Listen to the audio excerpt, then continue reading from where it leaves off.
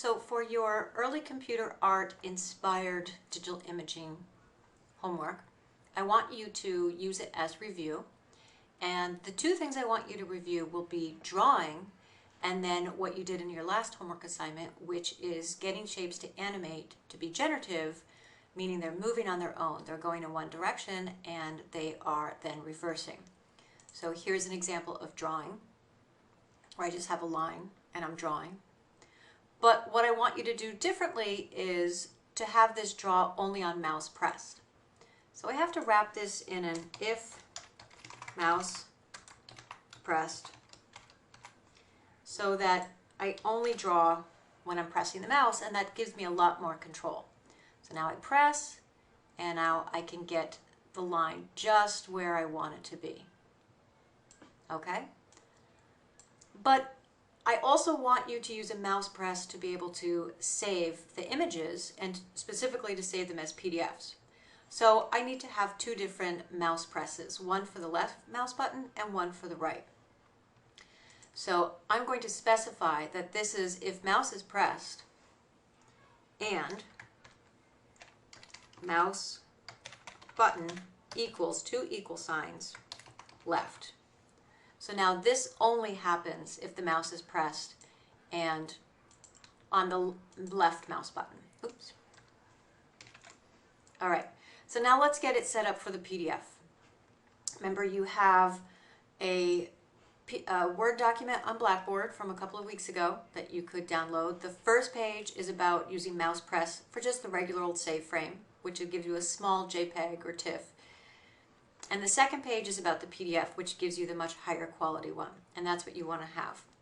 So the first step is we import that processing library.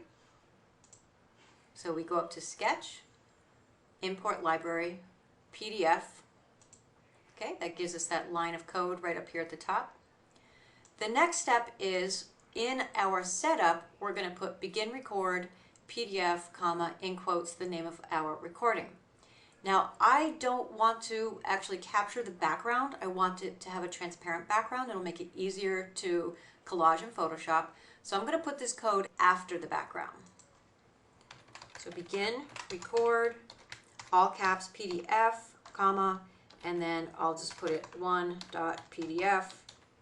And so every time I want to create a new one, I will have to change this name here. I have so many typos. Okay, and then the next is I'm going to have a mouse press and have it end the recording, because since I press play, it's actually going to start recording the whole time. And I'm just going to copy this code here, make it go a little faster. And right after this if statement, but before my closing bracket, I'm going to paste it in and I'll say add my if mouse pressed and mouse button equals right. It will end record. So the drawing will happen on the left and this will happen on the right.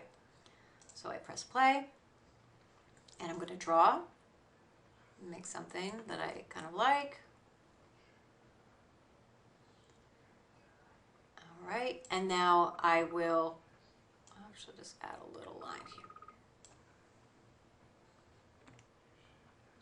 I will right click and save it, and I like to keep this open, and I go up to my sketch folder, show sketch folder, and I just like to make sure it's actually there and then it has some kilobytes. Sometimes it depends on how long you've been drawing. It takes a while for the PDF to be made, so you want to make sure that this isn't like moving, like increasing in kilobytes before you close it. So now I'm going to open this in Photoshop.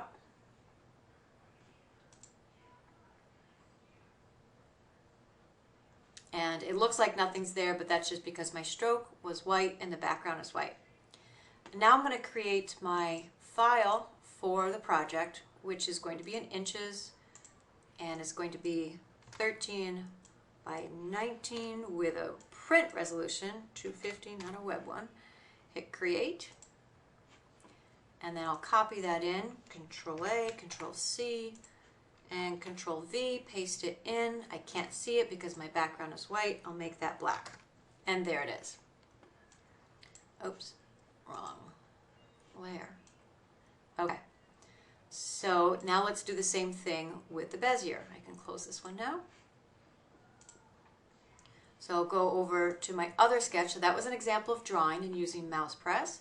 So here I have an example set up of a Bezier that is just like what you did for your last homework assignment. It is moving on its own, and then I have the little algorithm to get it to reverse its polarity. All right, so now I just need to set up the code again to have it save as a PDF. So I do the import library, PDF, and then after my background, I can put begin record PDF, comma, in quotes, I'll call it 1.pdf, and my quotes, close it. And I can put in,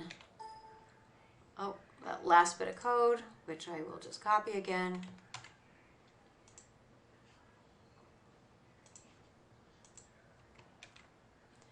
And I don't need to specify this is going to be on mouse press button left or right because I'm not doing anything else with my left mouse. So this will put it to the end, and I'll let it play for a little bit, and perhaps I'll make a still right there.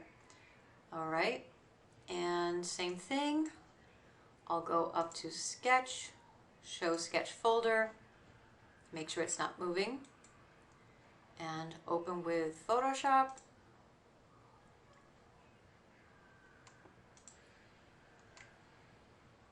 Control A, Control C, bring it in, Control V. And now I can start like working and manipulating. Of course, I can go back over into processing and I can make more, and I could, but every time I make more stills, I want to make sure I'm changing the name that I have here, or else it'll override it. All right, so if I want to create a new one here, I'm going to call this one, I'll just give it a number, 2. So now I could save my second one. Maybe I wanted to have more iterations, so it's more lines here. And I'll save it here. And oh, I did close that one. Closed it before. Let's see if it saved it. It did. All right, and same thing, open it up with Photoshop, and you get the idea. So I'm using processing as like my image generator, essentially, or like my photographs. And then I'm going to use Photoshop and any skills that you have there to start collaging, putting these together. I can make things smaller, but you know, if you want to make it smaller and then possibly be able to make it larger first, you want to make it into a smart object first, things like that. All right, so that's the general idea.